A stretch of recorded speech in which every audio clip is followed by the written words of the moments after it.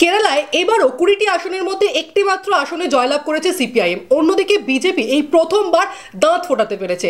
এটা কিসের ইঙ্গিত? নমস্কার, দ্য ওয়ালে আপনাদের সকলকে স্বাগত। আজ সেই নিয়ে আলোচনা করবো আপনাদের সঙ্গে। আমি প্রীতি রয়েছে, আর আমার সঙ্গে দ্য ওয়ালের এক্সিকিউটিভ এডিটর অমর সরকার রয়েছেন। দাদা, সিপিআইএম ক্ষমতায় রয়েছে কেরালায়, তারপরও বিজেপি খাতা খুললো এবং সিপিআইএম এর ফের ভরাডুবি বলা চলে, কেন? অনেকগুলো কারণ আছে, তার মধ্যে প্রধানতম কারণ সেটা সিপিএম এখনও সরাসরি বলছে না, কিন্তু আকার ইঙ্গিতে সিপিএমও বলছে যে এই যে সরকার ওখানে ক্ষমতায় আছে, এটা ঠিক যে পিনারাই বিজয়ন মুখ্যমন্ত্রী, তিনি পার্টিকে দ্বিতীয়বারের জন্য ক্ষমতায় এনেছেন। অর্থাৎ তিনি 2016-এ যখন মুখ্যমন্ত্রী হলেন, কেরালাতে 5 বছর পর পর সরকার বদলে যায়, কিন্তু দেখা গেল যে 2021-এও পিনারাই বিজয়ন আবার পার্টিকে ক্ষমতায় আনতে পেরেছেন, ফলে তিনি একজন সাকসেসফুল চিফ মিনিস্টার। কিন্তু এটাও ঠিক কথা যে 2021-এর পর থেকে দেখা যাচ্ছে যে কেরালাতে অ্যান্টি এস্টাবলিশমেন্ট মুড, অর্থাৎ রাজ্য সরকারের বিরুদ্ধে কেরালাবাসীর ক্ষোভ, বিক্ষোভ, অসন্তোষ এগুলো ক্রমশ বাড়ছে। এই বেড়ে যাওয়ার পেছনে 2-3টি কারণ আছে। একটি কারণ হচ্ছে যে সরকারের বেশ কিছু কর্মসূচি, পদক্ষেপ, ওখানেও একটা জমি ইস্যুকে নিয়ে কেন্দ্র করে অনেক দিন ধরে কংগ্রেস এবং আরও অন্য বাম দলগুলো আন্দোলন করছে। সেটা হচ্ছে একটা রেল প্রজেক্টের জন্য জোর করে জমি নেওয়ার অভিযোগ আছে, এইটা একটা। পিনারাইয়ের মেয়ের বিরুদ্ধে ইডি তদন্ত চলছে, তার মেয়ের কোম্পানিকে কেন্দ্র করে সেখানে সরকারকে জড়িয়ে ফেলা হয়েছে, এই রকম একটা অভিযোগ আছে। পিনারাই বিজয়নের সচিবালয়ের কিছু কিছু অফিসারের বিরুদ্ধে দুর্নীতির তদন্ত চলছে, এগুলি একটা দিক। কিন্তু মেজর যে দিকটা নিয়ে কেরালা সিপিএম খুব চিন্তিত, সেটি হচ্ছে যে এই যে পশ্চিমবাংলায় আমরা দেখতে পাচ্ছি যে লক্ষ্মীর ভাণ্ডারকে বলা হচ্ছে যে তৃণমূলের সাফল্যের পেছনে একটা বড় কারণ, ঠিক কেরালায় ঠিক উল্টো ফলটা তৈরি হয়েছে। ওখানেও কিন্তু অনেকগুলি কল্যাণমূলক প্রকল্প আছে, পেনশন স্কিম আছে, মানে বৃদ্ধদের ভাতা আছে, সব রাজ্যেই যেমন থাকে কেরালাতেও আছে। এবার কেরালাও কিন্তু পশ্চিমবঙ্গের মতন আর্থিকভাবে একটু দুর্বল রাজ্য, অর্থাৎ রাজ্য সরকারের হাতে তেমন টাকা নেই। কেরালা চিফ মিনিস্টারও মমতা বন্দ্যোপাধ্যায়ের সুরে একই সুরে দিল্লির বিরুদ্ধে বলছেন যে আমাদের টাকা দেওয়া হচ্ছে না, আমাদের টাকা আটকে দেওয়া হচ্ছে। কিন্তু এত কিছুর পরেও যেটা পশ্চিমবঙ্গে মমতা বন্দ্যোপাধ্যায় সফল, সেটা হচ্ছে যে 100 দিনের কাজের টাকা আটকে দিয়েছিল দিল্লি, এখনও আটকে রেখেছে। কিন্তু নির্বাচনের আগে রাজ্য সরকার এককালীন কিছু টাকা মিটিয়েছে মানুষকে, অর্থাৎ মানুষকে খানিকটা স্বস্তি দিয়েছে, গরিব মানুষকে। লক্ষ্মীর ভাণ্ডার চালু আছে এবং এই ভোটের মধ্যেই সেটা 1000 টাকা হয়েছে 500 টাকা থেকে। অন্যদিকে কেরালাতে যেটা হয়েছে যে অর্থ সংকটের ফলে এই যে কল্যাণমূলক প্রকল্পগুলি, যে যার অনেকগুলোই কিন্তু আর্থিক সহায়তা, সেগুলি অনিয়মিত হয়ে পড়েছে। তার ফলে ওইখানে গরিব মানুষ যারা কমিউনিস্ট পার্টির দীর্ঘদিনের সঙ্গী সাথী, তাদের মধ্যে একটা বড় অসন্তোষ তৈরি হয়েছে। তার সঙ্গে যুক্ত হয়েছে এই যে দুর্নীতির অভিযোগগুলো, আরও নানান ধরনের অনাচারের অভিযোগ ওখানে আছে। এবং বিজয়নের যে মানে ওয়ে অফ ফাংশনিং এবং অ্যাটিটিউড, এইটা নিয়ে পার্টির মধ্যেও এক ধরনের অসন্তোষ আছে। অর্থাৎ পার্টির এক র্যাঙ্ক অ্যান্ড ফাইলের মধ্যেও কিন্তু মুখ্যমন্ত্রীর আচার আচরণ নিয়ে নানান ধরনের অসন্তোষ আছে। এই সব কিছুর সম্মিলিত ফল হচ্ছে এই নির্বাচনেও হলো। যেটা প্রত্যাশা করা হয়েছিল যে 8 বছর পার্টি ক্ষমতায় আছে, ওখানে করোনার সময়তে পার্টি ভালো কাজ করেছে, এবং এটা ঠিক যে কেরালা সরকারের নাম তখন গোটা পৃথিবীতে আলোচিত হয়েছে করোনা মোকাবিলায়। ভারত সরকারের সঙ্গে তাদের রাজনৈতিক বিরোধ থাকলেও ভারত সরকারও মেনে নিয়েছিল যে কেরালার সিপিএম সরকার একটা দৃষ্টান্তমূলক কাজ করেছে। কিন্তু তারপর থেকে দেখা যাচ্ছে যে পার্টি সেটা পেরে উঠছে না।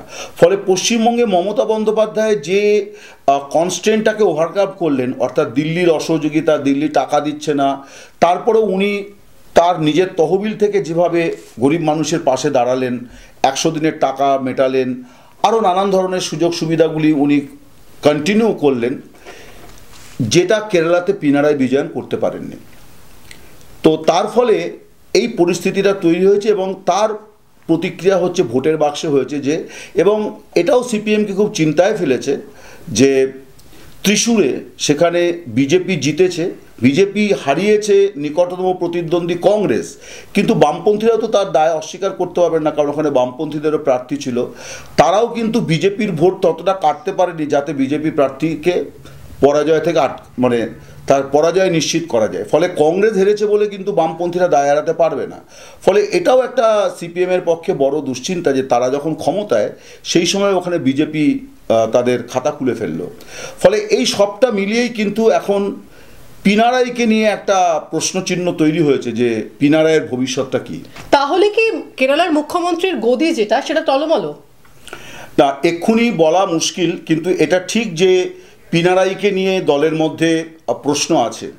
আমরা সিপিআইএমের পলিট ব্যুরোর যদি বিবৃতিটা দেখি, যেটা ভোটের ফল প্রকাশের ঠিক পরেই দিয়েছিল, সেখানে তারা কেরালা সম্পর্কে বলেছিল যে কেরালায় কাঙ্ক্ষিত ফল হয়নি এবং কেরালা পার্টিকে এর কারণ অনুসন্ধান করতে হবে। কলকাতায় আলিমুদ্দিন স্ট্রিটে যখন রাজ্য কমিটির বৈঠক আজকে শেষ হলো বৃহস্পতিবার, কেরালায় কিন্তু 3 দিন ধরেই বৈঠক এখনও চলছে এবং সেই বৈঠকের মাঝপথে ওখান থেকে কলকাতায় এসেছিলেন সীতারাম ইয়েচুরি, সাধারণ সম্পাদক। তিনি কেরালার বৈঠকে, তিরুবনন্তপুরমের বৈঠকে অংশ নিয়েছিলেন।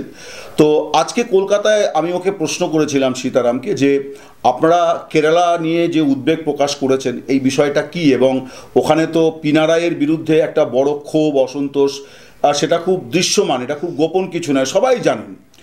তো উনি কিন্তু খুব ইন্টারেস্টিং উত্তর দিয়েছেন, যেটা নিয়ে একটা চর্চা শুরু হয়েছে ইতিমধ্যে রাজনৈতিক মহলে। উনি বলেছেন যে আমরা কেরালার ভোটের ফলাফলকে খুব চুলচেরা বিশ্লেষণ করছি, এবং আপনি যে বিষয়টি বললেন, অর্থাৎ আমি যে বিষয়টি বলেছিলাম যে পিনারাইয়ের ব্যর্থতাটা এখানে ভোটের ফলে হয়েছে, উনি বলেছিলেন যে এটাই একমাত্র কারণ নয়, আরও অনেক কারণ আছে, অনেক গভীরে অনেক কারণ আছে। অর্থাৎ পিনারাইয়ের পারফরমেন্সটা যে পর্যালোচনার মধ্যে আছে, যে পিনারাই বিজয়ন ঠিকঠাক মতো সরকার চালিত করতে পারছেন কি না, এই বিষয়টা কিন্তু উনি অ্যাডমিট করেছেন যে এটাও আমরা খতিয়ে দেখছি।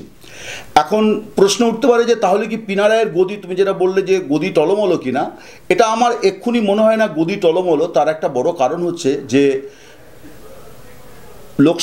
পরবর্তী বিধানসভা ভোট 2026-এ যদি এখন মুখ্যমন্ত্রী বদল করে দেওয়া হয় তাহলে দুটো সমস্যা আছে রাজনৈতিকভাবে।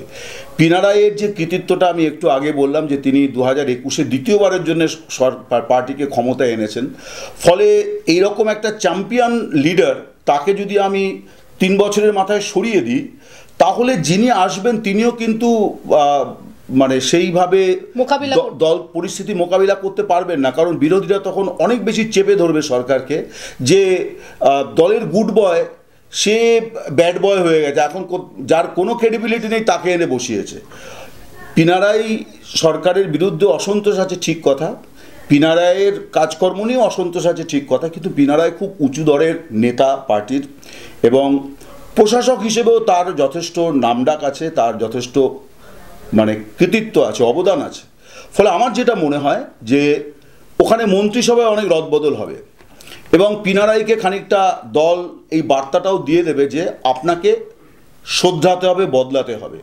কিন্তু পিনারাইকে বদলে দেবে এখনই আমার এটা মনে হচ্ছে না, তার কারণ বদল সম্ভব, মানে আরেকটা লোককে এনে বসিয়ে দেওয়াই যায়, পার্টি চাইলে করতেই পারে, কিন্তু করে আমার উদ্দেশ্যটা কি? উদ্দেশ্য তো হচ্ছে যে বিরোধীদের এই প্রচারটাকে মোকাবিলা করা, সেইটা করা কিন্তু কঠিন হবে, কারণ পিনারাই একজন নামজাদা নেতা, একদমই। ফলে তাকে রিপ্লেস করার জন্য কিন্তু তার থেকে বেটার কাউকে আনতে হবে, সেইটা কিন্তু কেরালা সিপিএমে এই মুহূর্তে কেউ নেই।